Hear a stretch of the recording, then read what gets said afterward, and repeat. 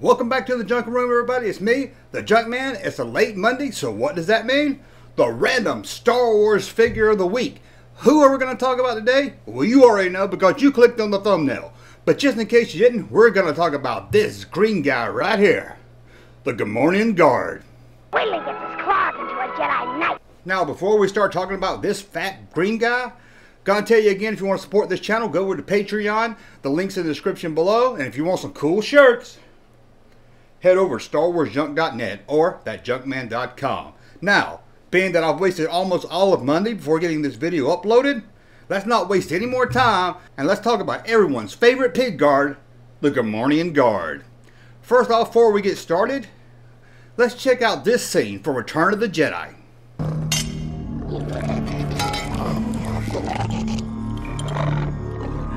Now, my question after that scene is, did Luke Skywalker force choke one of these green pig guards?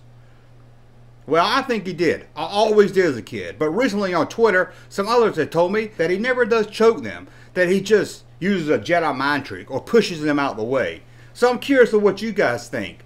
Did Luke Skywalker force choke the guards? I believe he did. And to me, it always made Return of the Jedi a little more interesting. Because at the beginning, especially when you first saw it in 1983, you wasn't sure. Did Luke Skywalker turn bad? He's kind of dressed all in black anyway. In fact, I remember the first time I went to see Return of the Jedi, a lot of people in the audience, when they first showed Luke coming into the Jabba's palace, a lot of people thought it was Darth Vader.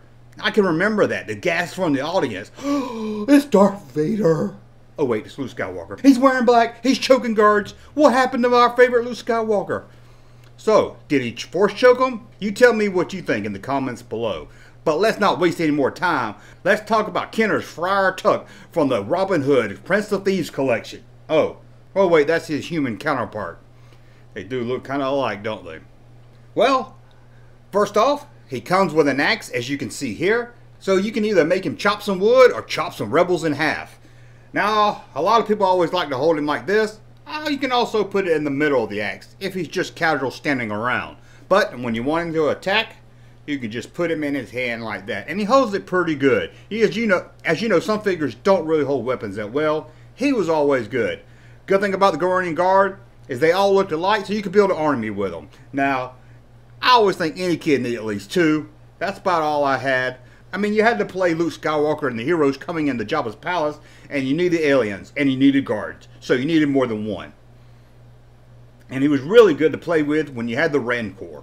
I've shoved this guy into the Rancor's mouth more times than anyway, let's move on. So, how did you get this figure? First released on the Return of the Jedi card in 1983. And then in 1985, he made it to the Power of the Force line. But only in Australia. Ain't that a pisser? And then, but he did make it on the Trial logo card also. Besides being released on these three different cards, he also was found on a 2-pack where he came packaged with General Medine. Why they picked the Gomorian Guard to pack with General Medine, I don't know. I'm guessing being that General Medine is such a boring figure because he comes with nothing but a little stick. I guess they had a lot in the warehouse, and why not put him with Gomorian Guards? Because kids wanted Gomorian Guards. Now, you could also get him with Greedo. That makes a little bit more sense. They're both aliens, they're both kind of bounty hunters and hang out at Jabba's palace. Well, I know it's not technically Greedo at Jabba's palace, but it looks like Greedo. And they're both green.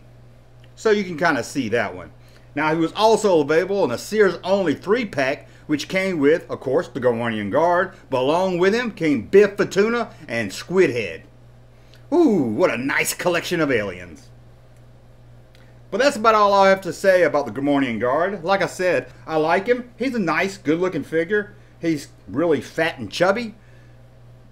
He looks amazing. He looks a lot like the Gomorian Guard. As you know, a lot of Kenner figures sometimes didn't look a lot like the figures in the movie. But they did a really good job with the Gomorian Guard, as they did most with the Return of the Jedi line. And I don't know if you can see it here, but he stands up really well. And that's always the thing I love about these figures, ones that really can stand up. The ones that fall over really tick me off, or ones that won't hold their weapon. So, thank you for watching. Again, you can support me on Patreon in the links below, or head over to StarWarsJunk.net to buy some shirts. We got a new 4-arm shirt I think you'll all love. And don't forget, Wednesday, another random video, and Friday. Sorry I didn't have the news up this Friday, had some technical issues, and then kind of ran late heading to Dragon Con. But we'll be back Friday with the best news of the week this time, I promise. Thank you for watching, and we'll talk very soon. Come on, let's go beat up Robin Hood.